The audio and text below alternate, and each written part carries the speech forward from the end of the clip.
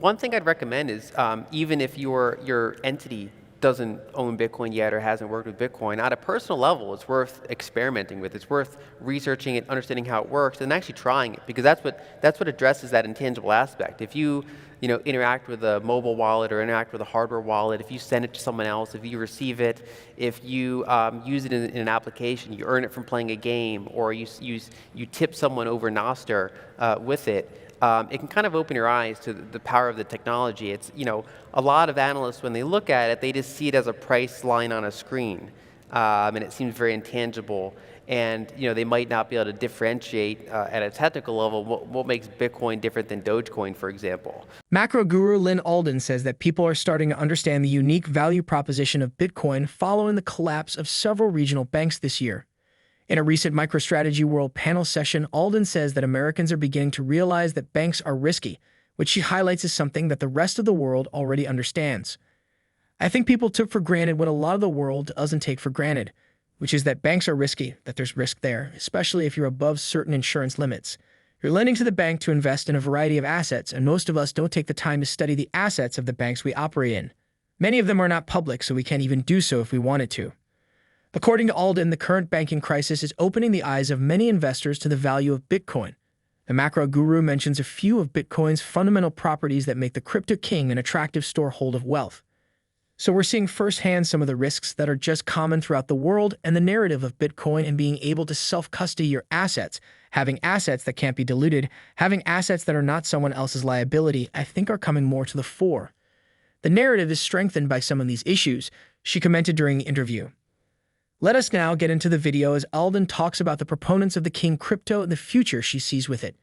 She also talks about the Lightning Network and how various industries can integrate Bitcoin into their day-to-day activities. As you watch, don't forget to hit the like button, subscribe, and turn on notifications.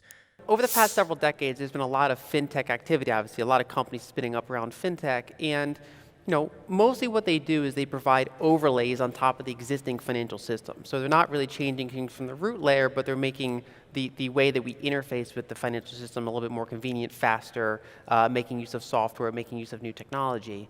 And I think what the importance of Bitcoin is basically a computer science breakthrough that changes how we interact with money at the root layer.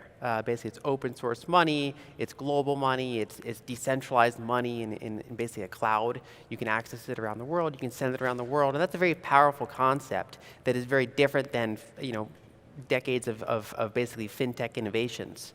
And if we back up further, the way I would put it is that for centuries, most of banking has had two major functions. One is the provision of credit, and the other one is basically about making money faster. Right? So, for a long time you had gold as kind of the base money, and then for centuries you had various kind of proto-banking technologies to make the movement of that value separate from having to actually move and verify gold every time. And so what they shared in common was that it always relied on trust. There was, the Hawala system was active for 1,000 years or so. There's bills of exchange that are written on papyrus. There's bills of exchange written on paper across the Silk Road. Islamic merchants are thought to have brought banking to Europe eventually, to Venice and places throughout Italy. And so you had the proliferation of more complex banking services there. And it's really about allowing the ownership of gold and ownership of underlying money to move faster than gold itself can move. But really, it was the second half of the 1800s that really opened up the speed of transactions, because you had the invention of telecommunication systems and you had the laying of the undersea cables across the continents. And so from that point, the separation of transaction speed, which was now the speed of light, was completely removed from the speed of physical money, physical settlement. And so for about a century and a half, we've been in this environment where transactions move at the speed of light. It's very simple to do a transaction. It could be done as simple as Morse code. Now we do it differently, whereas actual underlying settlement, got basically dropped away. And what Bitcoin, I think, represents is kind of the ability to do settlement, final settlement, at that same speed of telecommunications, which prior to 2008, 2009, wasn't really possible. And even the underlying technologies that made that happen didn't come into fruition until the years leading up to that. And so I'll stop there, but essentially Bitcoin is just kind of this revolutionary new way to think of money, to send money, to operate with money from the root layer rather than just like an overlay. Lyn Alden's remarks highlight a stark reality many overlook. Banks harbor inherent risks. She elaborated, emphasizing the general lack of transparency concerning the assets banks invest in, which, according to Alden, are often undisclosed to the public. In light of the ongoing banking crisis, Alden sees Bitcoin gaining favor as a haven for investors. She underscored the unique features of Bitcoin, its self-custody nature, non-dilutable assets, and absence of liability as qualities that are garnering increased attention, particularly in these times of economic instability. She further explains the use of Bitcoin as a hedge against fiat. Let us get back into the video. One of the things that the banking system does is it potentially changes forward expectations of how much the Fed will be able to tighten, at least within a certain time period. And so, if you step back a second and you think, okay, with this much debt in the system, with these large deficits, are they able to get to a period of positive real rates and then hold that for a long period of time? And if you have that expectation, then assets like gold or Bitcoin are perhaps less useful to you. I mean, the speed and programmability of Bitcoin is still interesting, but maybe from a a safety perspective, you say, well, I'm fine with the banking system, I'm fine with treasuries, I think they're going to maintain purchasing power. On the other hand, if you kind of look in history, generally when you get sovereign debt, and it's not just the United States, it's across Europe, it's across Japan, when you reach these high levels of sovereign debt, like well over 100%, usually those bonds and that cash does not make a very good forward savings instrument on a real basis. Now that can have a big spectrum for how that turns out. Obviously on the extreme end, you can get sharp, very, very sharp currency devaluation, hyperinflation in some cases. In other cases, you just have this prolonged period of financial repression, generally rates below the inflation rate. Sometimes they go above the rate, but sometimes they come back down, and they spend often more than half their time kind of below that level. And so right now the Federal Reserve's kind of in this trade-off of trying to get, as of now, they've kind of gotten back to positive real rates on a trailing basis.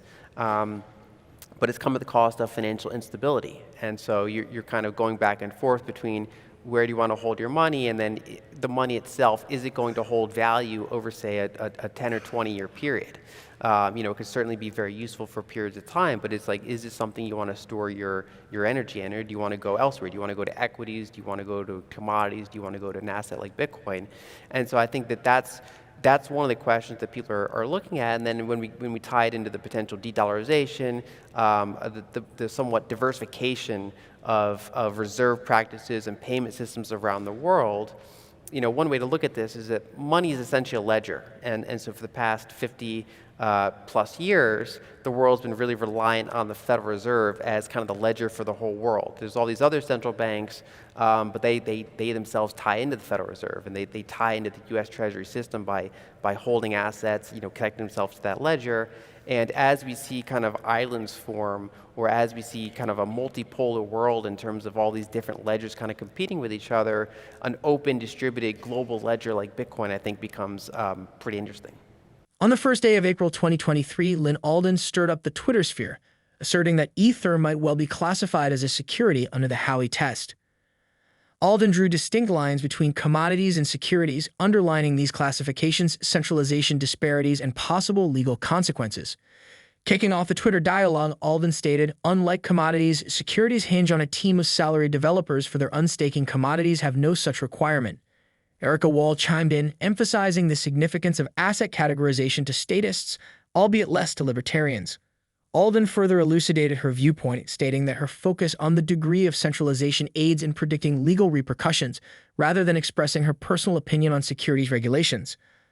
Upon Wall's query on whether Bitcoin could be viewed as a security, Alden retorted, "A protocol that didn't originate from an ICO, and where updates by developers are voluntary, soft fork. That doesn't fit into any of the security definitions we currently have."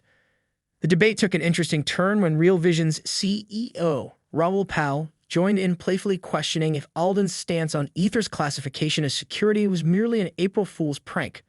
But Alden was clear on her serious take, retorting, "No. In my view, ETH is still likely a security under the Howey test. However, that doesn't mean I'm advocating any particular action." Adding another layer to the debate, Alden noted an apparent jurisdictional tussle between the Commodity Futures Trading Commission, CFTC, and the Securities and Exchange Commission, SEC, over Ether, leading to a cloud of uncertainty over the final classification of the cryptocurrency.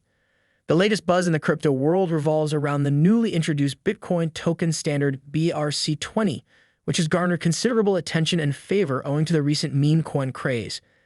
Despite the ongoing hype, the token standard is still subject to certain constraints concerning the broader crypto landscape. A recent report by leading crypto exchange Bitfinex has emphasized the token standard's potential and the significance of identifying more use cases to expedite its widespread adoption. That would be all for this video. We hope you enjoyed it. Don't forget to give us a like, subscribe, and turn on notifications. Thanks for watching.